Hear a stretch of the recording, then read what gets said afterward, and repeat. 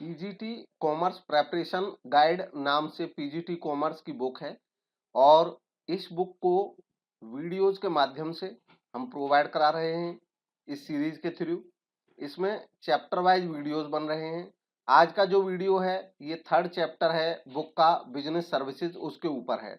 ये पूरा मटेरियल महत्वपूर्ण है पीजीटी कॉमर्स के एग्जाम्स के लिए, चाहे वो किसी भी स्टेट का है। हालांकि जो हरियाणा, यूपी, केंद्रीय विद्यालय, नवोदय विद्यालय और DSSB के सिलेबस को ये पूरी तरह से फॉलो करता है और बाकी जो स्टेट्स हैं वहां के लिए भी ये महत्वपूर्ण है। डिटेल स्टडी के लिए आप बुक में से पढ़ें इन चैप्टर्स को, और एक फास्ट रिवीजन के लिए मैं यहाँ पे इन वीडियोज में एक समराइज कर देता हूँ पूरे के पूरे चैप्टर को। साथ ही साथ बुक में कुछ ऐसी चीजें हैं जो जैसे 2022 में बना था, उसके बाद मान लो कोई डेटा में अपडेशन आया है तो वो अपडेशन इस वीडियोस के माध्यम से मैं प्रोवाइड करा दूंगा। अगर बुक में कहीं पे कोई टाइपिंग की या किसी भी टाइप की एरर रह गई है तो वो भी इन वीडियोस के माध्यम से मैं बता दूंगा, उसको आप अपडेट कर सकते हैं। अगर आपने बुक ली हुई है तो बुक को पढ़ते रहें, साथ साथ जब वीडियोस देखें तो कोई चीज अपडेट की होगी वो आपको पता चल जाएगी, उसको आप नोट कर सकते हैं, वहां पे अपडेशन कर लें। Business services, services are the economic activities, जिनकी खूबी ये होती है, ये इकोनॉमिक एक्टिविटीज होती हैं कि ये इंटेंजिबल होती हैं, अदृश्य होती हैं, ये प्रोवाइड की जाती हैं किसी सर्विस प्रोवाइडर के द्वारा और ये कस्टमर को सेटिस्फैक्शन प्रोवाइड करती हैं। सर्विस चाहे कैसी भी हो सकती है, ये सर्विस कोई बिजनेस सर्विस हो सकती है, पर्सनल सर्विस हो सकती है, जैसे एंटरटेनमेंट की सर्विस हो सकती है, या आपको डॉक्टर की सर्विस मिल सकती है, आपको टीचर की सर्विस मिल सकती है, आपको टूरिज्म या होटल इंडस्ट्री वालों की सर्विस मिल सकती है, बिजनेस को इंश्योरेंस की सर्विस मिल सकती है। तो ढेर सारी सर्विसेज होती हैं। नेचर ऑफ सर्विस, सर्विस की नेचर होती है इंटेंजिबिलिटी, ये इनको टच नहीं कर सकते, हम केवल इनको एहसास कर सकते हैं, यूज कर सकते हैं। इनकंसिस्टेंसी, इनमें इनकंसिस्टेंसी रहती है, यानी कि हर बार जो सर्विस होगी वो एक अलग हमारे पास एक अलग एहसास कराएगी। हमेशा एक जैसी होना संभव नहीं है हर सर्विस। पहली बार अगर हम रेलवे में सफर करते हैं दिल्ली से मुंबई का, हो सकता है हमारा जो पहली बार का तजुर्बा है वो अलग रहे और अगली बार हम रेलवे से सफर करें, मान लो सेम ट्रेन में ही, और सेम हम 2 AC 3 AC या AC 1 फर्स्ट क्लास जो भी हम बुक करें, सेम हम AC में सफर करें, तब भी उसका हमारा एहसास अलग हो सकता है। इनसेपरेबिलिटी, सेपरेट नहीं किया जा सकता है। जब सर्विस प्रोवाइडर सर्विस दे रहा है, सर्विस के यूजर को उसी समय उसको यूज भी करना है, इसकी इन्वेंट्री करना संभव नहीं होता है और दोनों का इन्वॉल्वमेंट रहता है सर्विस के दौरान, सर्विस प्रोवाइडर का भी और सर्विस के कस्टमर का भी। सर्विसेज के टाइप्स, बिजनेस सर्विस हो सकती हैं। बिजनेस सर्विस होती हैं ऐसी सर्विसेज जो बिजनेस को अपनी एक्टिविटीज में मदद करती हैं। Banking, insurance, transportation, warehousing, जो बिजनेसेस होते हैं वो इन सर्विसेज को प्राप्त करते हैं। सोशल सर्विस ऐसी सर्विस होती हैं जो सोसाइटी के बेटरमेंट के लिए प्रोवाइड की जाती हैं। प्रोवाइड कोई भी करा सकता है, कोई एनजीओ हो सकता है, कोई पर्सन हो सकता है अपने एंड पे। तो सोशल सर्विसेज में जैसे वीकर सेक्शन के जो लोग हैं उनको उनके अपलिफ्टमेंट के लिए कोई भी काम करना, एजुकेशनल सर्विसेज देना उनके चिल्ड्रन को, या अन्य कोई कार्य स्लम एरियाज में कराना। पर्सनल सर्विसेज ऐसी सर्विसेज होती हैं जिनको इंडिविजुअल लोग अलग अलग एहसास करते हैं, जो सर्विस प्रोवाइडर होते हैं वो किसी इंडिविजुअल को देते हैं, जैसे कि टूरिज्म है, रिक्रिएशनल सर्विसेज है, रेस्टोरेंट्स है, बैंकिंग। अब अलग अलग सर्विसेज के बारे में डिस्कस करेंगे। जैसे बैंकिंग, बैंकिंग एक सर्विस है जो बैंक्स के द्वारा प्रोवाइड की जाती है कस्टमर्स को। बैंक डिपॉजिट एक्सेप्ट करते हैं और लोन प्रोवाइड करते हैं कस्टमर्स को। बैंक डिपॉजिट एक्सेप्ट करते हैं डिफरेंट टाइप के तरीकों में, जैसे रिपेबल ऑन डिमांड हो सकती है। In recent past there has been a change in the policy in reorienting banking services. अब बैंकिंग सर्विसेज जो पुराने समय से चल रही थी उनमें समय के साथ साथ बदलाव आता जाता है। अभी रिसेंट में जो चेंजेज हुए हैं, वो जो ओरिएंटेशन है वो बदला है। ओरिएंटेशन का मतलब होता है कि जो बैंक की अप्रोच है उसमें बदलाव आया है। जैसे अर्बन से रूरल ओरिएंटेशन हुआ है, गांवों की तरफ ब्रांचेज खोल दी जा रही हैं। क्लास बैंकिंग से मास बैंकिंग की तरफ जा रहे हैं। क्लास बैंकिंग होती है कि एक पर्टिकुलर क्लास के लिए, ग्रुप के लिए बैंकिंग प्रोवाइड कराना, लेकिन अब मास बैंकिंग की बात चल रही है, सभी को बैंकिंग की सर्विस प्रोवाइड कराना। ट्रेडिशनल टू इनोवेटिव प्रैक्टिसेस, जो ट्रेडिशनल तरीके थे उनसे नए नए इनोवेटिव तरीके लाए जा रहे हैं। शॉर्ट टर्म ऑब्जेक्टिव से development objective. Type of banks, banks के टाइप में डिफरेंट टाइप के हो सकते हैं। जो मेजर टाइप्स हैं, commercial bank, cooperative bank, specialised bank, central bank. अब इनमें कॉमर्शियल बैंक ऐसे इंस्टीट्यूशंस को कहते हैं जो आम पब्लिक से डिपॉजिट करते हैं मनी और आम पब्लिक को उधार देते हैं उसमें से। इनका जो शासन होता है, यानी कि ये जो गवर्न होते हैं कमर्शियल बैंक, ये गवर्न होते हैं इंडियन बैंकिंग रेगुलेशन एक्ट 1949 के अकॉर्डिंग। अब जो कमर्शियल बैंक है वो भी दो तरीके के हो सकते हैं, पब्लिक सेक्टर बैंक हो सकते हैं, प्राइवेट सेक्टर बैंक हो सकते हैं। पब्लिक सेक्टर बैंक में ऐसे बैंक होते हैं जिनमें मेजर स्टेक जो होता है वो गवर्नमेंट का होता है, जैसे कि SBI, PNB, OBC, bank of India etcetera.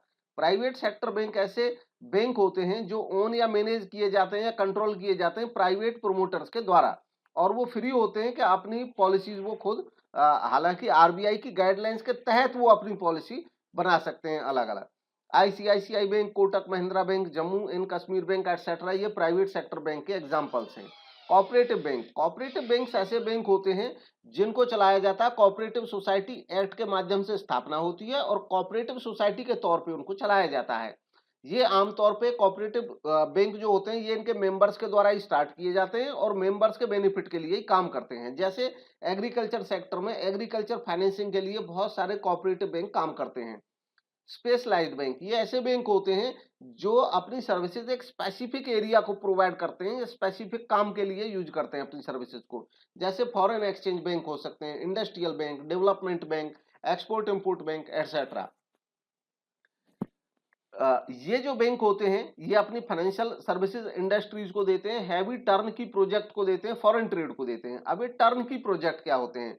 Turn की प्रोजेक्ट एक ऐसा प्रोजेक्ट होता है जिसमें एक पार्टी किसी दूसरी पार्टी को कॉन्ट्रैक्ट देती है कि आप एक हमारा जो बिजनेस है जो हम बता रहे हैं उसको आप डिजाइन करेंगे, कंस्ट्रक्ट करेंगे, इक्विप करेंगे, मैन्युफैक्चरिंग, बिजनेस, सर्विस, कोई भी फैसिलिटी, और जब वो पूरा हो जाएगा तो आप दूसरी पार्टी जिसने आपको कॉन्ट्रैक्ट दिया था उसको हैंड ओवर कर दोगे और बदले में आपको रेम्युनरेशन मिल जाएगा। ऐसे प्रोजेक्ट को टर्न की प्रोजेक्ट बोला जाता है।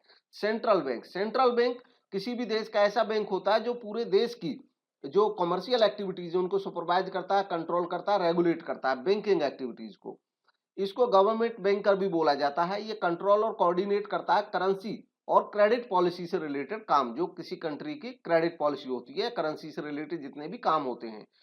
हमारे भारत का जो सेंट्रल बैंक है वो रिजर्व बैंक है, रिजर्व बैंक ऑफ इंडिया हमारा सेंट्रल बैंक है। कमर्शियल बैंक के फंक्शंस, अब कमर्शियल बैंक्स क्या क्या काम करते हैं? डिपॉजिट एक्सेप्ट करते हैं लोगों से, लेंडिंग ऑफ फंड्स उधार देते हैं, चेक फैसिलिटी देते हैं। चेक भी बियरर चेक हो सकते हैं, क्रॉस्ड चेक हो सकते हैं। जो बियरर चेक होते हैं वो बैंक काउंटर पे ले जा करके भुनाए जा सकते हैं, मतलब उनका कैश हम काउंटर पे दे करके कैश में प्राप्त कर सकते हैं। क्रॉस्ड चेक जो होते हैं वो अकाउंट पे ही होते हैं और वो किसी पर्सन के अकाउंट में ही जमा हो सकता है crossed cheque.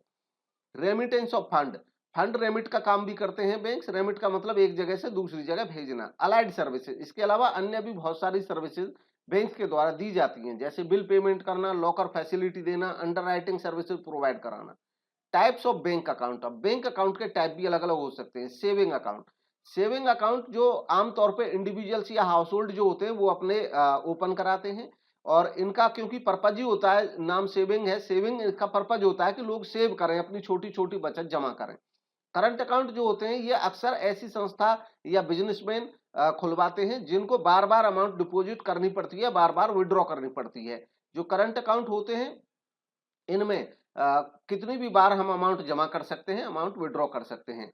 Recurring deposit account एक ऐसा अकाउंट होता है जिसमें आप डिपॉजिट तो रिकर करते हैं, रिकर का मतलब बार बार डिपॉजिट करते रहते हैं, लेकिन आप पैसा प्राप्त एक after certain period of time ही प्राप्त करेंगे। जैसे आपने अपनी आरडी 2 साल की बनवाई तो 2 साल तक आप समय समय पे पैसा जमा करते रहिए, आपको 2 साल बाद वो पैसा मिलेगा। इसका जो रेट होता है वो फिक्स डिपॉजिट जैसा ही इंटरेस्ट इस पे मिलता है। Fix deposit account, fix deposit को टर्म डिपॉजिट भी बोलते हैं, और फिक्स डिपॉजिट अकाउंट जो होते हैं उन पे रेट ऑफ इंटरेस्ट हायर रहता है बाकी अकाउंट्स के बजाय। इसमें प्री मैच्योर विड्रॉल भी संभव होता है। वैसे तो एक फिक्स्ड पीरियड के लिए तय होते हैं कि 4 साल का एफडी है या 1 साल का एफडी है, उसके बाद आप पैसा निकालेंगे। हालांकि आप समय से पहले भी पैसा निकाल सकते हैं, बट इसमें आपको जो इंटरेस्ट है वो आपका फॉरफिट हो जाता है, आपको इंटरेस्ट छोड़ना पड़ सकता है। मल्टीपल ऑप्शन डिपॉजिट अकाउंट, इसको एमओडी शॉर्ट फॉर्म में बोलते हैं। ये एक ऐसी फैसिलिटी होती है जिसमें आप सेविंग अकाउंट का भी बेनिफिट लेते हैं और आपको जो रेट होता है वो फिक्स डिपॉजिट जैसा मिल जाता है। इसमें अकाउंट में आप जब पैसा जमा करते हैं तो सेविंग अकाउंट में जमा करते रहते हैं और एक पर्टिकुलर लिमिट से ऊपर जब पैसा जाता है तो वो ऑटोमेटिकली आपका एफडी में चला जाता है। इसी को मल्टीपल ऑप्शन डिपॉजिट अकाउंट कहते हैं। हालांकि इसमें अगर पैसा निकालना चाहें तो एटीएम के माध्यम से या अन्य किसी माध्यम से कभी भी ग्राहक निकाल भी सकता है। ई बैंकिंग, ई बैंकिंग का मतलब बैंकिंग की फैसिलिटी जब इंटरनेट के माध्यम से प्रोवाइड की जाती है, चाहे कंप्यूटर के माध्यम से या मोबाइल के माध्यम से, तो वो ई बैंकिंग कहलाता है। ई बैंकिंग में कई सारी सर्विसेज होती हैं, जैसे एटीएम ऑटोमेटेड टेलर मशीन, ये ई बैंकिंग का ही एग्जांपल है।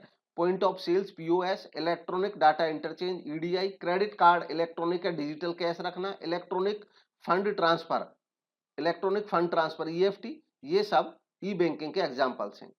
नेक्स्ट है बेनिफिट्स ऑफ, यहां पे ये इलेक्ट्रॉनिक बैंक ट्रांसफर है, इसको इलेक्ट्रॉनिक फंड ट्रांसफर कर लें, आप इसको चेंज कर लें,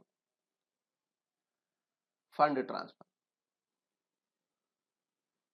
benefits of E banking, E banking का बेनिफिट है डिजिटल पेमेंट रहती है और ट्रांसपेरेंसी को बढ़ाता है।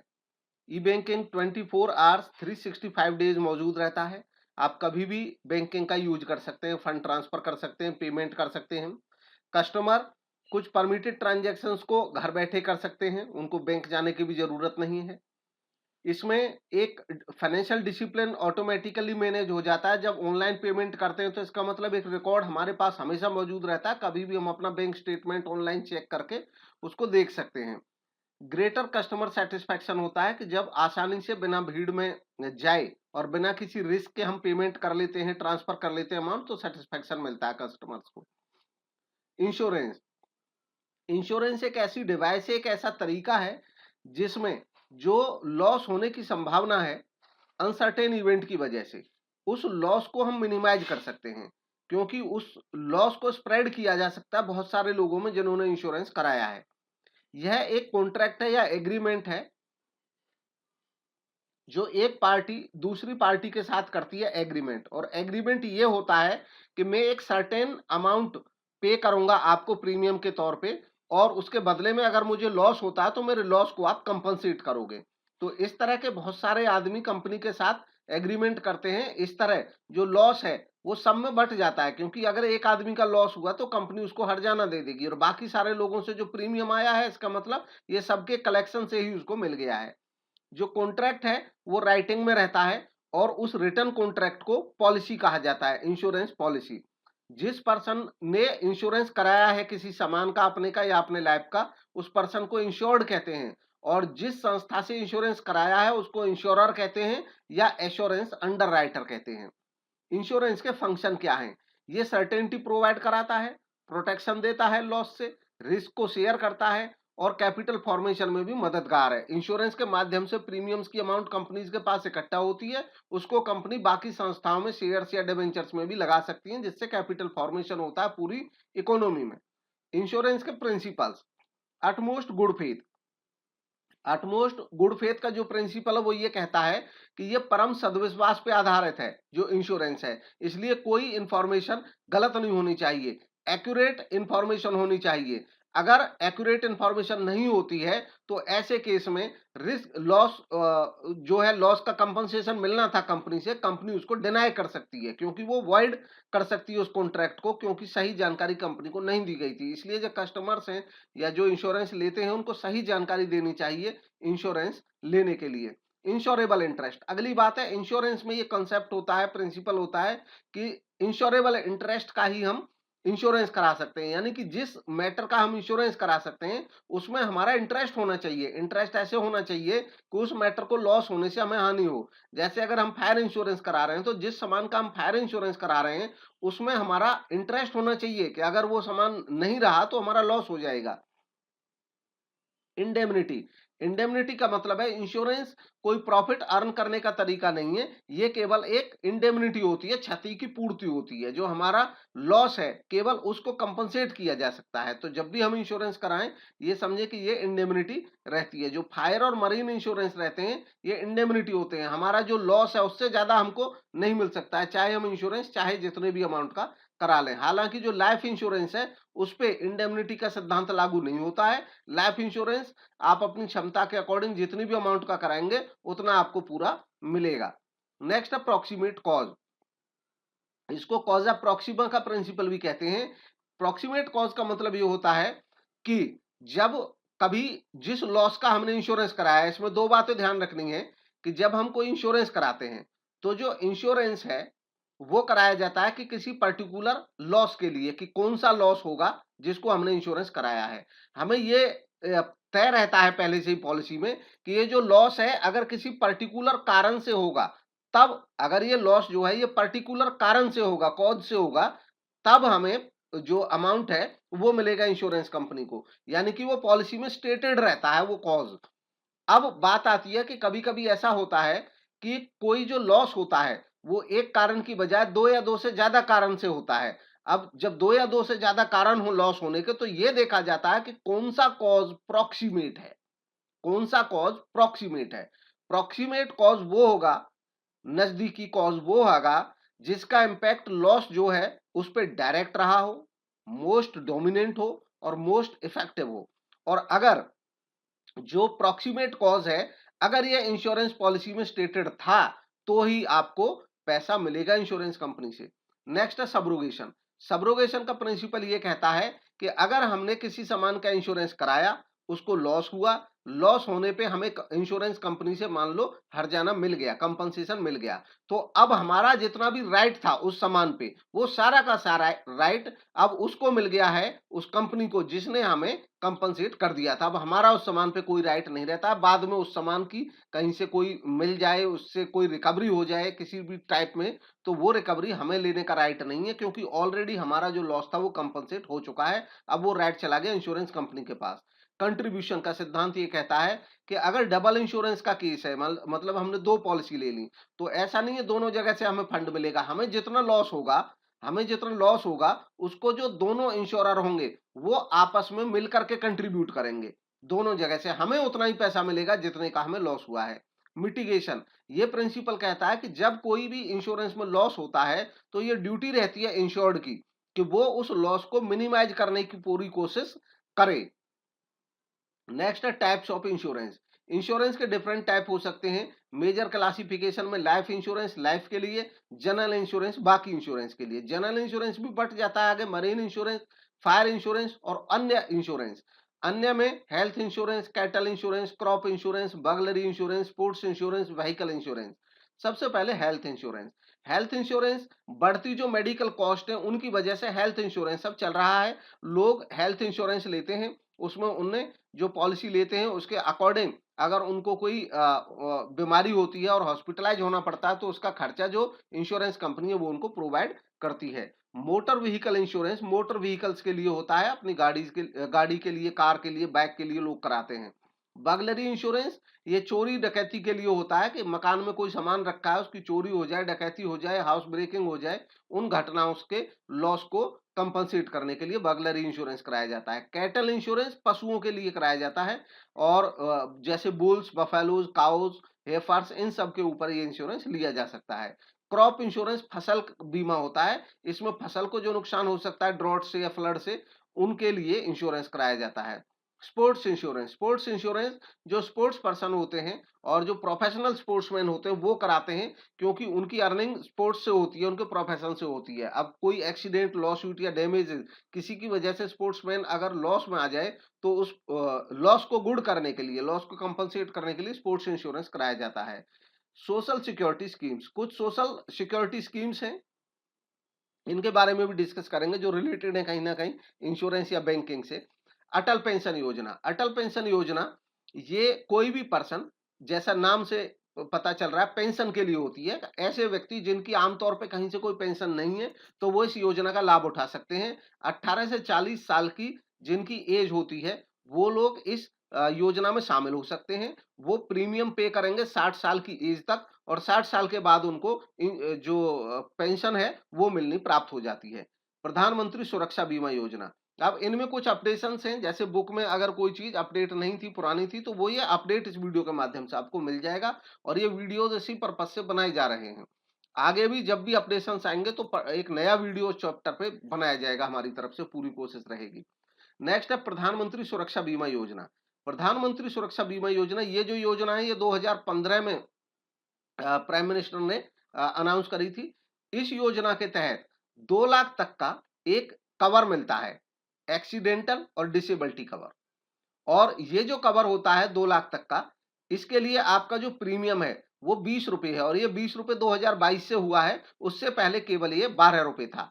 और 20 रुपए का प्रीमियम देख करके साल में आप पूरे साल का प्रीमियम 20 रुपए दे करके 2 लाख का कवर ले सकते हैं। नेक्स्ट है प्रधानमंत्री जनधन योजना। प्रधानमंत्री जनधन योजना ये एक अकाउंट ओपनिंग की योजना है। जिन लोगों के अकाउंट नहीं है बैंक्स में, वो इसका लाभ ले सकते हैं। उन्हें कोई मिनिमम बैलेंस रखने की जरूरत नहीं है इस टाइप के अकाउंट में। इस अकाउंट के साथ रुपए एटीएम कम डेबिट कार्ड मिलता है लोगों को। साथ ही साथ अकाउंट ओपन करने पे उनको एक एक्सीडेंट कवर, लाइफ कवर मिलता है 1 लाख रुपए तक का। और जिन्होंने ये अकाउंट खुलवाया होगा 28/8/2000 के बाद, 28/8/2018 के बाद, उनके लिए ये कवर अब 2 लाख रुपए है। इस स्कीम में इकोनॉमिकली जो वीकर सेक्शन है वो इसका बेनिफिट भी ले सकते हैं। नेक्स्ट है प्रधानमंत्री जीवन ज्योति बीमा योजना। ये भी 2015 में अनाउंस हुई थी, और इस स्कीम के तहत जो इंश्योरेंस कवर मिलता है 2 लाख तक का, ये लाइफ कवर मिलता है 2 लाख रुपए तक का। और जो इसका जो प्रीमियम था पहले पहले वो 330 रुपीज था। अब 2022 में ये प्रीमियम बढ़ करके 436 रुपीज पर ईयर हो गया है। जिन लोगों की एज 18 से 50 साल तक है, 18 टू 50 ईयर्स, 18 टू 50 ईयर्स है, वो इस योजना का लाभ ले सकते हैं, स्टार्ट करा सकते हैं। एक बार अगर आपने स्टार्ट कर दी, आपका ये जो योजना है इनके लिए आपका बैंक में सेविंग अकाउंट होना चाहिए, उसी पे आप इसको एनेबल करा सकते हैं। तो इसमें अकाउंट से आपका पैसा कटता रहेगा सालाना। एक बार अगर आपने ये योजना ले ली तो ये 55 ईयर्स तक वैसे कंटिन्यू रहती है। नेक्स्ट है life insurance. Life insurance provide करता है अनसर्टेनिटी ऑफ लाइफ के अगेंस्ट प्रोटेक्शन। अगर किसी व्यक्ति की डेथ हो जाती है तो उसके जो परिवारीजन हैं उनको उसका अमाउंट मिल जाता है। जो पर्सन जिसकी लाइफ का इंश्योर होता है उसको इंश्योर्ड कहते हैं, और उसको एश्योर्ड भी कहते हैं। लाइफ इंश्योरेंस के केस में जो इंश्योर्ड है उसका इंश्योरेबल इंटरेस्ट होना चाहिए लाइफ अश्योर्ड में। लाइफ अश्योर्ड जिसकी लाइफ पे इंश्योरेंस लिया गया है, और इंश्योर्ड उस पर्सन को भी कहा जाता है जिसने प्रपोजल रखा है। तो जो जिसने प्रपोज किया, इंश्योरेंस कराया है, वो जिस व्यक्ति की लाइफ का इंश्योरेंस कराएगा उस पर्सन की लाइफ में उसका इंश्योरेबल इंटरेस्ट भी होना चाहिए, तभी वो उसका इंश्योरेंस करा सकता है। जैसे एक हस्बैंड अपनी वाइफ का करा सकता है, एक वाइफ अपने हस्बैंड का करा सकती है। In case of life insurance, insurable interest, जो इंश्योरेबल इंटरेस्ट है वो लाइफ इंश्योरेंस के केस में जब इंश्योरेंस कराया है तब रहना जरूरी है। जब लॉस हो तब हो या ना हो उससे कोई फर्क नहीं पड़ेगा। लाइफ इंश्योरेंस जो है ये कॉन्ट्रैक्ट ऑफ इंडेमनिटी नहीं है, मतलब ये क्षतिपूर्ति का नहीं कि आपको जितना लॉस हुआ उतना पैसा मिलेगा। इसमें आपको जितने का आपने इंश्योरेंस करा रखा है, पॉलिसी जितने की ली हुई है, उतना अमाउंट आपको मिलेगा। बाकी नेक्स्ट है type of life insurance policy. Life insurance policies के डिफरेंट टाइप है। Whole life policy, whole life policy होती है कि पूरी लाइफ पे पॉलिसी ली हुई है। होल लाइफ पॉलिसी का मतलब है कि आपके जीवन पर्यंत चलेगी, आपको लाइफ के दौरान इसका पैसा नहीं मिलेगा। इसका जो पैसा है वो आपके बेनिफिशियरी को, यानी कि आपके जो हेयर होंगे, उत्तराधिकारी होंगे, उनको मिलेगा डेथ के बाद। Whole life policy. Endowment life insurance जो पॉलिसी है ये एक लिमिटेड नंबर ऑफ ईयर्स की होती है, 10 साल, 15 साल, 20 साल, जितने दिन का आप इंश्योरेंस कराएंगे उतने दिन तक बना रहेगा। जैसे ही वो पीरियड समाप्त होता है तो वो आपको ही वो फंड मिल जाएगा। Joint life policy, joint life policy जो है ये जॉइंटली ली जाती है 2 या 2 से ज्यादा लोगों की लाइफ पे। आमतौर पे पार्टनरशिप में पार्टनर्स जो होते हैं वो जॉइंट लाइफ पॉलिसी ले सकते हैं, या जो हस्बैंड वाइफ है वो जॉइंट लाइफ पॉलिसी ले सकते हैं। एन्युटी पॉलिसी, एन्युटी पॉलिसी एक तरह से पेंशन का काम करती है। लोग एक बार फंड जमा कर देते हैं, या तो एक मुश्त कर सकते हैं या किस्तों में, और after a certain period of time उनको मंथली, क्वार्टरली या हाफ ईयरली या एनुअल इंस्टॉलमेंट में पैसा पेंशन की तरह मिलता रहता है। चिल्ड्रन एंडोमेंट पॉलिसी, ये जो पॉलिसी है इसको लोग अपने बच्चों के लिए लेते हैं, बच्चों के एजुकेशन के खर्चे के लिए या उनके मैरिज के खर्चे के लिए। लोग इसमें प्रीमियम जमा करते रहते हैं, और जब बच्चे की एज होती है एजुकेशन की या मैरिज की, उस समय ये फंड उनको मिल जाता है। इसका टाइम पीरियड जो है लोग पॉलिसी लेते समय ही तय हो जाता है कि कितने साल की पॉलिसी ली हुई है। अगर ऐसी पॉलिसी में एक बेनिफिट ये रहता है कि अगर किसी कारणवश जो पेरेंट्स है, जो प्रीमियम पे कर रहा था, अगर उसकी डेथ हो जाती है, तो अब प्रीमियम पे करने की जरूरत नहीं है और सर्टेन एज के बाद जो बच्चे हैं जिसके नाम वो पॉलिसी थी, उसको वो पैसा पूरा का पूरा मिलेगा। फायर इंश्योरेंस होती है, फायर से जो लॉस हो सकता है उससे डैमेज को कंपनसेट करने के लिए फायर इंश्योरेंस। पीजीटी कॉमर्स की बुक अवेलेबल है पीजीटी कॉमर्स प्रेपरेशन गाइड के नाम से। यह बुक काफी महत्वपूर्ण है उन एग्जाम्स के लिए जिनमें कॉमर्स के एमसीक्यूज पूछे जाते हैं। खास तौर पे KVS, NVS, D triple SB, Haryana और बाकी स्टेट्स के लिए भी ये काफी महत्वपूर्ण है। इसमें जो मटेरियल है अपडेटेड है और रिलायबल है, सिंपल लैंग्वेज है और स्टैंडर्डाइज्ड है पूरा मटेरियल, लेटेस्ट जो ट्रेंड है एग्जाम्स का उसके मुताबिक। एमसीक्यू बैंक भी दिया गया है प्रैक्टिस के लिए, जिसमें प्रीवियस ईयर क्वेश्चन पेपर से क्वेश्चंस लिए गए हैं। हमारा जो 600 के अराउंड पेजेस का स्टडी मटेरियल हमने प्रोवाइड कराया हुआ था ग्रुप में पीडीएफ के माध्यम से, PGT commerce comprehensive study material के नाम से, वो पूरा स्टडी मटेरियल भी इसमें शामिल है। साथ ही साथ क्वेश्चन बैंक अलग से दिया गया है प्रैक्टिस के लिए। यह बुक अवेलेबल है, आपको अमेजोन पे भी पॉलिसी ली जाती है। फायर इंश्योरेंस पॉलिसी के केस में जो लॉस है उसके लिए दो कंडीशन होनी जरूरी है कि जो लॉस है वो एक्चुअल होना चाहिए, दूसरी बात वो एक्सीडेंटल होना चाहिए और नॉन इंटेंशनल होना चाहिए। अगर अपनी मर्जी से कोई आग लगाता है, लॉस कर लेता है, तो ऐसे केस में कोई पैसा नहीं मिलेगा। ओवर हीटिंग अगर हुई है, केवल आग नहीं लगी है, तो कोई पैसा नहीं मिलेगा। फायर इंश्योरेंस के केस में जो इंश्योरेबल इंटरेस्ट है वो लॉस के समय होना चाहिए और इंश्योरेंस कराते समय होना चाहिए, मतलब दोनों समय होना चाहिए। इंश्योरेंस कराते समय भी होना चाहिए इंश्योरेबल इंटरेस्ट, और जब लॉस हुआ है उस समय भी होना चाहिए। In case of fire insurance जो इंश्योरेबल इंटरेस्ट है वो दोनों समय होना चाहिए। कॉन्ट्रैक्ट ऑफ फायर इंश्योरेंस भी एक अटमोस्ट गुड फेथ का इंश्योरेंस है, यानी कि आपको सही जानकारी देनी चाहिए पॉलिसी कराते समय। ये एक स्ट्रिक्ट इंडेमनिटी का कॉन्ट्रैक्ट है, मतलब क्षतिपूर्ति का कॉन्ट्रैक्ट है। आपको उतना ही पैसा मिलेगा, चाहे आपने 5 लाख का इंश्योरेंस करा का प्रॉपर्टी का, अगर लॉस हुआ प्रॉपर्टी को 1 लाख का, तो आपको ज्यादा से ज्यादा 1 लाख ही मिलेगा। इसलिए ये इंडेमनिटी का प्रिंसिपल यहाँ पे अप्लाई होता है। इसमें जो इंश्योरेंस है उससे कंपनसेशन तभी मिलेगा जब जो डैमेज या लॉस हुआ है उसका प्रॉक्सीमेट जो कॉज है वो पॉलिसी के अकॉर्डिंग, पॉलिसी की जो कंडीशन है उसके अकॉर्डिंग प्रॉक्सीमेट कॉज होना चाहिए। नेक्स्ट है मरीन इंश्योरेंस। मरीन इंश्योरेंस जो मरीन पेरिल्स होते हैं, यानी कि जो समुद्री खतरे होते हैं, उनके लिए इंश्योरेंस पॉलिसी ली जाती है। मरीन पेरिल्स जो होते हैं वो डिफरेंट टाइप के हो सकते हैं, जैसे जो शिप है रॉक के साथ टकरा जाए, या एनिमी अटैक कर दें, या फायर हो जाए, या अन्य कोई कारण हो जाए, लेकिन अगर लॉस होगा तो उसके लिए इंश्योरेंस कराया जा सकता है। जो पेरिल्स होते हैं वो डैमेज कर सकते हैं, डिस्ट्रक्ट कर सकते हैं, डिसअपियर कर सकते हैं शिप को या कार्गो को, और इससे जो फ्राइट है वो भी डूब सकता है, इसलिए फ्राइट का भी इंश्योरेंस कराया जा सकता है। जनरली जो मरीन इंश्योरेंस है वो 3 चीजों का कराया जा सकता है, शिप का या हल का। शिप को हल भी बोलते हैं, कार्गो को गुड्स भी बोलते हैं, और फ्राइट, इन तीनों का इंश्योरेंस कराया जा सकता है। शिप या हल इंश्योरेंस, जहाज का इंश्योरेंस कराया जा सकता है, कार्गो में सामान का इंश्योरेंस कराया जा सकता है, और फ्राइट में जो जहाजी कंपनी होती है जिसको भाड़ा मिलना होता है। कई दफे क्या होता है कि अगर मान लो रास्ते में कोई प्रॉब्लम हो गई और किसी कारण से जो भाड़ा है वो कंपनी को नहीं मिला, तो लॉस हो जाएगा, इसलिए जो जहाजी कंपनी है वो फ्राइट का इंश्योरेंस करा के रखती है। इसमें कॉन्ट्रैक्ट ऑफ मरीन इंश्योरेंस जो होता है वो कॉन्ट्रैक्ट ऑफ इंडेमनिटी होता है, क्षति की ही पूर्ति इसमें हो सकती है। जो इंश्योर्ड है वो लॉस के केस में रिकवर कर सकता है केवल उतना ही अमाउंट जितना उसको लॉस हुआ है, किसी भी सरकमस्टांस में उसको कोई प्रॉफिट नहीं हो सकता है ऐसी पॉलिसी से। जो कार्गो पॉलिसी है उसमें इंडेमनिटी, स्ट्रिक्ट इंडेमनिटी अप्लाई होती है, स्ट्रिक्ट कॉमन होती है, लेकिन स्ट्रिक्ट की जगह यहाँ पे कॉमर्शियल इंडेमनिटी अप्लाई होती है। कॉमर्शियल इंडेमनिटी का मतलब होता है कि ये देखा जाता है कि एक्चुअल में लॉस कितना हुआ है, क्योंकि जो कार्गो है, जो सामान है, उसके रेट घटते बढ़ते रहते हैं, इसलिए वो फिक्स अमाउंट पे तय नहीं है। इंश्योरर जो है वो प्रोमिस करेगा इंडेमनीफाई करने का इंश्योर्ड को, कि अगर लॉस होता है तो वो उसको इंडेमनीफाई करेगा प्रीमियम के बदले में। हल पॉलिसी के केस में जो अमाउंट है वो फिक्स रहती है करंट मार्केट वैल्यू के हिसाब से जब इंश्योरेंस कराया जाता है। जो मरीन इंश्योरेंस है ये भी contract of utmost good faith होता है, यानी कि यहाँ पे भी परम सद्विश्वास होना चाहिए, पॉलिसी में सही जानकारी देंगे तभी हर्जाना मिलेगा।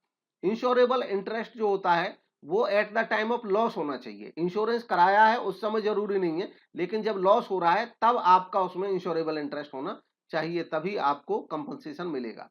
कॉज ऑफ प्रॉक्सिमा जो है वो यहाँ पे अप्लाई होता है। कम्युनिकेशन सर्विसेज, अब है कम्युनिकेशन सर्विसेज, ऐसी सर्विसेज जिसमें कम्युनिकेट की जाती है इंफॉर्मेशन दो या दो से ज्यादा लोगों के बीच में। ये इंफॉर्मेशन वॉइस, डेटा, टेक्स्ट या इमेजेस के माध्यम से हो सकती है। अब डिफरेंट टाइप की सर्विसेज होती हैं, जिनमें से पोस्टल सर्विस, पोस्टल सर्विस होती है जहां पे by post letter, package, periodicals ये सब भेजे जाते हैं एक से दूसरी जगह। इंडिया पोस्ट जो है वो डिपार्टमेंट पूरे देश भर में प्रोवाइड करता है, पोस्टल सर्विसेज प्रोवाइड कराता है। 1,55,000 से ज्यादा पोस्ट ऑफिस है इंडिया में, और ये काफी बड़ा एक पोस्टल नेटवर्क है। कंट्री में जो पोस्टल सर्किल्स हैं, पूरा का पूरा जो पोस्ट डिपार्टमेंट है वो 23 पोस्टल सर्किल्स में बटा हुआ है, और हर एक पोस्टल सर्किल का जो हेड होता है वो चीफ पोस्ट मास्टर जनरल होता है। हर एक सर्किल आगे बटा होता है रीजन में, और जिसका हेड होता है post master general. Financial facilities, जो पोस्ट ऑफिस होते हैं ये फाइनेंशियल फैसिलिटी भी देते हैं, जिनमें पब्लिक प्रोविडेंट फंड, पीपीएफ, किसान विकास पत्र, नेशनल सेविंग सर्टिफिकेट, ये सब फैसिलिटी मिलती हैं। आजकल तो रिकरिंग डिपॉजिट सेविंग अकाउंट भी हम इसमें मेंटेन कर सकते हैं। जो बैंक है, बैंक का काम भी एक तरह से बैंक जैसा काम भी जो पोस्टल डिपार्टमेंट है वो कर रहा है। मेल फैसिलिटी, ये मेल फैसिलिटी देते हैं, एक से दूसरी जगह आर्टिकल्स को, सामान को पहुंचाते हैं। सर्विसेज, डिफरेंट टाइप की सर्विसेज ये मेल के लिए देती हैं, जैसे मेल, सिंपली मेल का मतलब होता है लेटर या पार्सल का एक से दूसरी जगह भेजा जाना। रजिस्टर्ड पोस्ट, रजिस्टर्ड पोस्ट में जो पोस्ट होती है वो रजिस्टर्ड रहती है, उसका रिकॉर्ड रहता है, इसमें सेफ डिलीवरी संभव हो पाती है। जब सामान डिलीवर किया जाता है कहीं पे, तो जिसको डिलीवर किया गया है उसका सिग्नेचर लिया जाता है, ताकि ये इंश्योर रहे, प्रूफ रहे कि सामान डिलीवर किया गया है। पार्सल जो है वो भी एक पोस्टल सर्विस है, और इसमें नॉर्मली जो हैवी सामान होता है उसके लिए ये यूज की जाती है। स्पीड पोस्ट जो होती है इसमें स्पीडी डिलीवरी तय होती है। अगर जल्दी कोई डॉक्यूमेंट कहीं पे भेजना होता है तो उसके लिए स्पीड पोस्ट अपनाया जाता है, इसका थोड़ा सा चार्ज ज्यादा रहता है और पोस्ट से। ग्रीटिंग पोस्ट आमतौर पे ग्रीटिंग्स के लिए ओकेशंस पे एक से दूसरी जगह भेजे जाते हैं। मीडिया पोस्ट, मीडिया से रिलेटेड पोस्ट होते हैं, जैसे एडवर्टाइजिंग कैंपेन कोई करना है, पोस्ट कार्ड, एनवलप, एरोग्राम, टेलीग्राम के माध्यम से। डायरेक्ट पोस्ट होती है कि अगर डायरेक्ट एडवर्टाइजिंग कोई कंपनी करती है तो वो डायरेक्ट पोस्ट भिजवा सकती है। इंटरनेशनल मनी ट्रांसफर का काम भी ये जो पोस्टल डिपार्टमेंट है करता है, इसमें एक से दूसरे देश में मनी ट्रांसफर का काम किया जाता है। पासपोर्ट फैसिलिटी भी ये प्रोवाइड कराता है, यानी कि जो पासपोर्ट बनते हैं कंट्री में, उसमें भी जो पासपोर्ट सेंटर बनाए गए हैं कुछ पोस्टल एरियाज में, जो पोस्ट ऑफिस है वो पासपोर्ट फैसिलिटी भी इस तरह से प्रोवाइड कराते हैं। ई बिल पोस्ट, ई बिल पोस्ट का काम भी आजकल ये करते हैं, जैसे आपको इलेक्ट्रिसिटी का बिल या अन्य कोई बिल पे करना है तो कुछ डिपार्टमेंट पोस्टल ऑफिस नेटवर्क के साथ एक एग्रीमेंट कर लेते हैं, जिसके माध्यम से हम पोस्ट ऑफिस में ही बिल पोस्ट कर सकते हैं। कुरियर, कुरियर एक प्राइवेट, जैसे जो इंडियन पोस्ट है वो गवर्नमेंट व्यवस्था है, ऐसे ही प्राइवेट व्यवस्था होती है पोस्ट के लिए ही कुरियर की। कुरियर जो होते हैं डिफरेंट टाइप के, जैसे डीएचएल, एक्सप्रेस, बहुत सारे कुरियर इंडिया में आज की डेट में प्रचलित हैं, और इनकी जो फैसिलिटी है वो 24/7 मिलती रहती है। टेलीकॉम सर्विसेज, टेलीकॉम सर्विसेज जो आइडियाज हैं लोगों को, उनको एक्सचेंज करते हैं एक से दूसरी जगह इलेक्ट्रॉनिक या इलेक्ट्रिकल माध्यम से। फर्स्ट कॉमर्शियल टेलीफोन सर्विस जो थी वो 1878 में यहाँ पे न्यू हेवन में स्टार्ट हुई थी, और 1879 में लंदन में स्टार्ट हुई थी। Various type of telecom services में सेल्यूलर मोबाइल सर्विसेज में हर तरह के जो मोबाइल टेलीकॉम सर्विस है वो आ जाते हैं। फिक्स्ड लाइन सर्विसेज जो फिक्स्ड टेलीफोन होते हैं, केबल सर्विसेज के माध्यम से, VSAT services, very small apparatus terminal, DTH services, direct to home services, जैसे टीवी में जो यूज होता है। नेक्स्ट है ट्रांसपोर्टेशन, ट्रांसपोर्टेशन में गुड्स का मूवमेंट होता है एक से दूसरी जगह। ट्रांसपोर्टेशन के मोड्स में railway, roadway, airway, waterways, pipelines, ये सब आते हैं। रेलवे, रोडवेज, एयरवेज, इनको आप पॉज करके पढ़ सकते हैं, बुक में आराम से इनको पढ़ सकते हैं। Waterways, pipeline. Warehousing, warehousing में जो ये सर्विस है, इस टाइप की सर्विस होती है जिसमें हम सामान को रख सकते हैं, तो ये एक तरह से फैसिलिटी प्रोवाइड कराता है कि एक समय पे सामान बन गया है और उसमें बाद बाद में उसका सेल करना है, तो उसको रखा जा सकता है, स्टोर करके रखा जा सकता है बड़ी मात्रा में। वेयर हाउसेज के टाइप में प्राइवेट वेयर हाउसेज, ये जो इंडस्ट्रियल होते हैं या बिजनेसमैन होते हैं, वो अपने प्राइवेट वेयर हाउसेज रखते हैं अपने सामान को रखने के लिए। पब्लिक वेयर हाउसेज होते हैं कि ये आम पब्लिक के लिए होते हैं, इसमें किराया चार्ज होता है, कोई भी व्यक्ति अपना सामान रख सकता है। बॉन्डेड वेयर हाउस रहते हैं, ऐसे वेयर हाउसेज रहते हैं खासतौर पे जब विदेशों से सामान मंगाया जाता है, इंपोर्टेड गुड्स को इनमें रखा जाता है। जब तक ड्यूटी की पेमेंट नहीं होगी तब तक के लिए सामान यहाँ पे रखा रह सकता है बॉन्डेड वेयर हाउसेज में। गवर्नमेंट वेयर हाउसेज ऐसे वेयर हाउसेज जो रहते हैं जो पूरी तरह से ओन और मैनेज सरकार के द्वारा होते हैं। इसमें गवर्नमेंट कोई सामान खरीदती है, अपने सामान को इसमें रखती है, जैसे food corporation of India, state trading corporation, central warehousing corporation, ये गवर्नमेंट वेयर हाउसेज के एग्जाम्पल्स हैं। कॉपरेटिव वेयर हाउसेज ऐसे वेयर हाउसेज होते हैं जिनको कुछ लोग अपने आपसी बेनिफिट के लिए बनाते हैं, सेटअप करते हैं और अपना सामान उसमें रखते हैं। जैसे कोई कोऑपरेटिव सोसाइटी के जो मेंबर्स हैं, मान लो एग्रीकल्चर कोऑपरेटिव सोसाइटी है फार्मर्स की कोई, और फार्मर अपना सामान उसमें रखना चाहते हैं, तो वो अपने कोऑपरेटिव वेयर हाउसेज बना सकते हैं। Functions of warehousing, warehousing mainly क्या काम करते हैं? वेयर हाउसिंग स्टोर करके तो रखते ही रखते हैं, इसके अलावा भी बहुत सारे काम करते हैं, जैसे consolidation.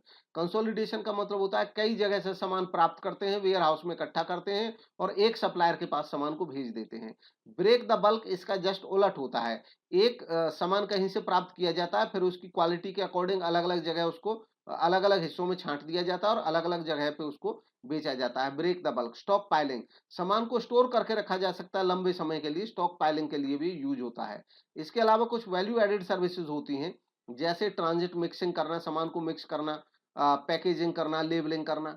Price stabilization, price stabilization के लिए, डिमांड एंड सप्लाई को मेंटेन करने के लिए भी इनका यूज किया जाता है। फाइनेंसिंग, गुड्स की सिक्योरिटी पे फाइनेंस की फैसिलिटी भी होती है, लोन वगैरह भी लिया जा सकता है इंडस्ट्रियलिस्ट के द्वारा जिसने अपना सामान इन गोडाउंस में रखा हुआ है। इमर्जिंग मोड्स ऑफ बिजनेसेस, अब बिजनेसेस के emerging modes, recent mode, different modes जो नए नए उनमें इनोवेशंस आ रहे हैं, जैसे ई बिजनेस। ई बिजनेस क्या है? बिजनेस की एक्टिविटीज को जब इलेक्ट्रॉनिक माध्यम से किया जाता है तो उसको ई बिजनेस कहते हैं। ई बिजनेस वर्सेस ई कॉमर्स, इनमें क्या अंतर है? आमतौर पर जो ई कॉमर्स होता है वो उसमें शामिल होते हैं इंटरेक्शन, कस्टमर सप्लायर के इंटरनेट के माध्यम से। जैसे ई कॉमर्स वेबसाइट हम देखते हैं तो वो क्या करती हैं? ई कॉमर्स वेबसाइट एक प्लेटफॉर्म मुहैया कराती हैं जहां पे इंटरेक्शन कर पाते हैं सेलर, बायर, सप्लायर सब आपस में। और ई बिजनेस जो होता है वो बिजनेस एक्टिविटीज को इलेक्ट्रॉनिक तरीकों से, जब बिजनेस एक्टिविटीज में मदद ली जाती है, जैसे इन्वेंट्री मैनेजमेंट में, प्रोडक्ट डेवलपमेंट में, अकाउंटिंग एंड फाइनेंस में, ह्यूमन रिसोर्स मैनेजमेंट में, तो जो बिजनेस अपनी एक्टिविटीज में यूज करता है वो ई बिजनेस कहलाता है। नेक्स्ट है scope of e commerce and E business. तो अब यहाँ पे आगे के डिस्कशन के लिए चाहे ई कॉमर्स है या ई बिजनेस है, वो एक ही उसका स्कोप माना जाएगा। बी टू बी कॉमर्स भी बोल सकते हैं, बी टू बी बिजनेस भी बोल सकते हैं, एक ही बात है। इन सब के बारे में देखते हैं। बी टू बी कॉमर्स होता है बिजनेस टू बिजनेस, यानी कि एक ऑर्गेनाइजेशन दूसरी ऑर्गेनाइजेशन के साथ किसी भी तरह का कोई इंटरचेंज करती है। बी टू सी कॉमर्स में होता है बिजनेस से कंज्यूमर के साथ डिस्कशन। इंट्रा बी कॉमर्स में होता है एक ही बिजनेस का अपने एक डिपार्टमेंट से दूसरे डिपार्टमेंट के साथ कन्वर्सेशन। और सी टू सी कॉमर्स में आ जाता है कि एक कस्टमर का दूसरे कस्टमर के साथ डायरेक्ट सेलिंग करना। जैसे पुरानी वस्तुएं बेचने के लिए बहुत सारी वेबसाइट बनी हुई हैं, उन पे जो कस्टमर्स हैं, बेचने वाले भी कस्टमर्स ही होते हैं और खरीदने वाले भी कस्टमर्स ही होते हैं। कोई कंपनी वगैरह का या जो सेलर होते हैं, मार्केटर होते हैं, उनका कोई रोल नहीं रहता है। Benefits of e commerce, e commerce के बेनिफिट्स क्या हैं? तो ई कॉमर्स के बेनिफिट बिजनेस ऑर्गेनाइजेशन भी को भी बेनिफिट होते हैं, उनका मार्केट प्लेस बढ़ जाता है, नेशनल और इंटरनेशनल लेवल पे काम कर सकते हैं आसानी से। और ग्रेजुअल डिक्लाइन होता है कॉस्ट ऑफ ऑपरेशन में, यानी कि कॉस्ट ऑफ ऑपरेशन कम हो जाती है।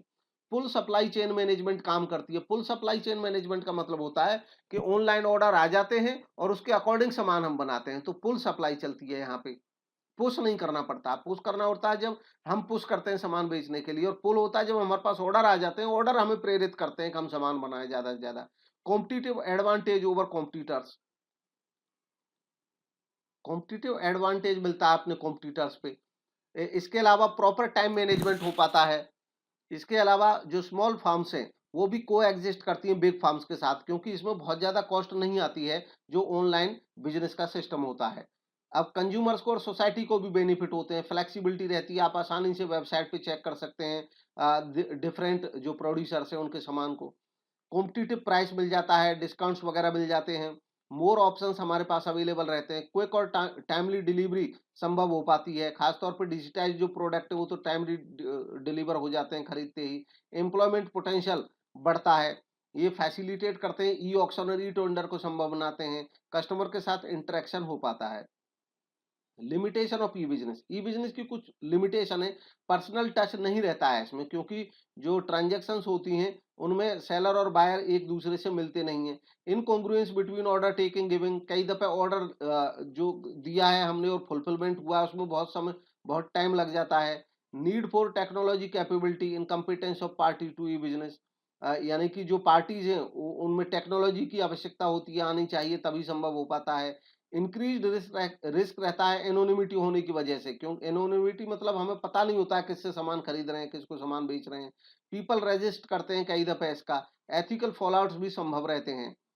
नेक्स्ट है ई बिजनेस एप्लीकेशंस, ई बिजनेस एप्लीकेशंस में ई प्रोक्योरमेंट का मतलब होता है इलेक्ट्रॉनिक माध्यम से प्रोक्योर करना, सामान को खरीदना। ई बिडिंग या ई ऑक्शन का मतलब होता है कि बिड इलेक्ट्रॉनिक माध्यम से लगाना, कोट योर प्राइस, बिड लगा दी अपने प्राइस के लिए, या सबमिट करे टेंडर कोटेशन, ऑनलाइन टेंडर भरे। ई कम्युनिकेशन या प्रमोशन, तो इलेक्ट्रॉनिक माध्यम से कम्युनिकेट करना या प्रमोशन करना सामान का, उसमें ईमेल, ऑनलाइन कैटलॉग्स, अपने एडवर्टीजमेंट करना। ई डिलीवरी, कुछ सामान ऐसे होते हैं जिनकी इलेक्ट्रॉनिक डिलीवरी संभव हो पाती है, जैसे software, photograph, video, books, e books etcetera. इसके अलावा और कुछ सर्विसेज रहती हैं जिनको इलेक्ट्रॉनिक डिलीवरी संभव हो पाती है, लीगल, अकाउंटिंग या मेडिकल सर्विसेज लेना, इंफॉर्मेशन टेक्नोलॉजी इनेबल्ड सर्विसेज प्राप्त करना, और एयरलाइन या रेलवे टिकट प्रिंट करना घर पे ही। इसके अलावा ई ट्रेडिंग, ऑनलाइन माध्यम से बाइंग सेलिंग करना। अब requirement for successful E business implementation, E business implement करने के लिए क्या रिक्वायरमेंट्स हैं, रजिस्ट्रेशन कराना है, ऑर्डर प्लेस करना होगा, पेमेंट मैकेनिज्म चूज करना होगा, कैश ऑन डिलीवरी अपनाएंगे या चेक से पेमेंट करेंगे या नेट बैंकिंग ट्रांसफर करेंगे, इसमें आईएमपीएस या नेफ्ट या आरटीजीएस की हेल्प लेंगे, क्रेडिट या डेबिट कार्ड, प्लास्टिक मनी इनको कहा जाता है, डिजिटल कैश, डिजिटल फॉर्म में, साइबर स्पेस में कैश रहता है केवल। Security and safety of business transaction, अब बात आती है सिक्योरिटी और सेफ्टी, तो कुछ रिस्क रहते हैं जिनमें, जैसे कि ट्रांजेक्शन रिस्क क्या होते हैं कि डिफॉल्ट हो जाए, कोई गलती हो जाए ऑर्डर लेने में या ऑर्डर देने में, डिलीवरी में गलती हो जाना, पेमेंट में डिफॉल्ट हो जाना, तो ये इनकी वजह से कुछ रिस्क संभव रहते हैं। Data storage and transmission risk भी रहते हैं, वायरस या हैकिंग से रिलेटेड, वायरस यानी कि वाइटल इंफॉर्मेशन अंडर सीज, महत्वपूर्ण जानकारी हमारी सीज हो जाए, इसमें भी लेवल 1 वायरस बोलते हैं, जब ऑन स्क्रीन डिस्प्ले होता है वायरस के बारे में जानकारी मिलती है हमें। डिसरप्शन ऑफ फंक्शनिंग, जब हमारी फंक्शनिंग को खराब होने लग जाए सिस्टम में तो लेवल 2 वायरस कहलाता है। जब हमारे जो डेटा फाइल्स हैं वो टारगेट होने लग जाए, डैमेज होने लग जाए, तो लेवल 3 वायरस कहलाता है। लेवल 4 वायरस कहलाता है जब हमारे सिस्टम कंप्लीटली डिस्ट्रक्ट हो जाए। Risk of threat to intellectual property and privacy भी रहता है ऑनलाइन बिजनेस का, ये भी एक लॉस रहता है, क्योंकि जो जानकारी है वो चोरी हो सकती है। नेक्स्ट है business process outsourcing, BPO. BPO जो कॉन्सेप्ट है इसका मतलब होता है कि जो नॉन कोर एक्टिविटीज है उनको कोई बिजनेस किसी अपनी कैप्टिव यूनिट को या किसी थर्ड पार्टी स्पेशलिस्ट को दे देती है। और आउटसोर्सिंग जो होती है उसमें कॉन्ट्रैक्टिंग आउट शामिल होती है कि अपने काम को दूसरों से करा लेना। जनरली नॉन कोर जो बिजनेस एक्टिविटीज है उनको ही आउटसोर्स किया जाता है। प्रोसेस को आउटसोर्स किया जा सकता है कैप्टिव यूनिट को या किसी थर्ड पार्टी को, यानी कि एक संस्था अपनी किसी एक्टिविटी को अन्य किसी से पूरा करा लेती है, उसके बदले में पेमेंट कर देती है। बीपीओ जो है वो प्रोवाइड करता है डिफरेंट टाइप की सर्विसेज, जैसे कस्टमर केयर, कॉल सेंटर या हेल्प डेस्क, हम किसी आउटसोर्सिंग कर लें कहीं से, दूसरी संस्था से बेनिफिट ले लें इसका। Human resources, technical support, financial accounting की services, website services, web hosting, transcription etcetera.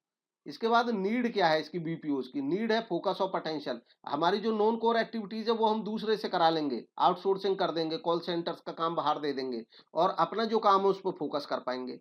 Quest for excellence, अगर हम सारा काम खुद करेंगे तो हो सकता है हम एक्सीलेंट ना कर पाए हर चीज को। आजकल क्वेस्ट फॉर एक्सीलेंट यानी कि एक्सीलेंस की चाहत रहती है संस्थाओं को, तो वो हर काम स्पेशलिस्ट से कराना चाहते हैं, जिसमें खुद स्पेशलिस्ट हो वो तो स्वयं करेंगे और बाकी अपनी एक्टिविटीज को उन लोगों से कराएंगे जो अपने अपने एरिया के स्पेशलिस्ट होते हैं। इससे कॉस्ट रिडक्शन भी संभव हो पाता है, ग्रोथ थ्रू अलायंस संभव हो पाता है और इकोनॉमिक डेवलपमेंट को ये फिल करता है, पूरा करता है। इसका स्कोप क्या है, स्कोप है कि हम कहाँ पे जो है कॉन्ट्रैक्टिंग आउट कर सकते हैं, किन-किन चीज़ों का। तो हम मैन्युफैक्चरिंग का काम, रिसर्च का काम, कॉन्ट्रैक्ट, सेल्स एंड इन्फॉर्मेटिक्स ये सब इसके थ्रू हेल्प ले सकते हैं, आउटसोर्सिंग के थ्रू करा सकते हैं। आईटी इनेबल्ड सर्विसेज को आउटसोर्स करा सकते हैं। मोर पॉपुलर टर्म जो है वो कॉल सेंटर है, जब हम वॉइस बेस्ड सर्विसेज को आउटसोर्स कराते हैं कहीं से। कस्टमर केयर जो होते हैं वो bulk of call centre activities होते हैं, यानी कि कई कई कंपनियों का वो काम लेके रखते हैं, 24/7 अवेलेबल रहती है facility. Knowledge process outsourcing, KPO. KPO एक तरह से बीपीओ का ही सबसेट है, बस फर्क इतना है कि जो केपीओ है इसमें ज्यादा स्पेशलिस्ट एक्सपर्टाइज की जरूरत होती है, मतलब ऐसी सर्विसेज जो कोर इंफॉर्मेशन रिलेटेड सर्विस होती हैं उनको भी इसमें आउटसोर्स किया जा सकता है। ये हायर जो है नॉलेज उसकी रिक्वायर्ड होती है केपीओ के लिए। केपीओ प्रोवाइड करता है जैसे investment research service, market research, data analytics, business research services. इसके अलावा legal process outsourcing, financial process outsourcing, media process outsourcing. तो ये थे आज के टॉपिक की पूरी कवरेज। एक फास्ट रिवीजन के तौर पे हम चैप्टर वाइज और जो अपडेट्स हैं उनके लिए हम ये चैप्टर वाइज डिस्कशन कर रहे हैं। बाकी स्टडी के लिए आप थॉरोली बुक पढ़ सकते हैं आराम से। Thank you for watching.